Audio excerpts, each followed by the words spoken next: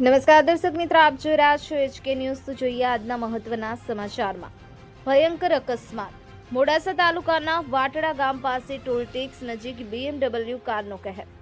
અરવલ્લી જિલ્લાના મોડાસા તાલુકાના વાટડા ગામ ટોલ ટેક્સ પાસે આજે વહેલી સવારે લગભગ 4 વાગે ભયંકર અકસ્માત સર્જાયો હતો।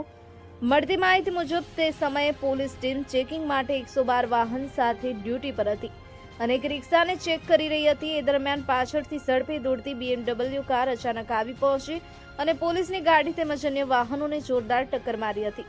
આ દુર્ઘટનામાં એક વ્યક્તિના ઘટના સ્થળે જ મોત નીપજ્યું છે, જ્યારે અન્ય કેટલાક લોકોને ઈજા પહોંચી હોવાની પ્રાથમિક માહિતી મળી છે। પોલીસ અને 108 ઇમરજન્સી ટીમ તાત્કાલિક ઘટના સ્થળે પહોંચી ઘાયલોને સારવાર માટે હોસ્પિટલ ખસેડ્યા છે।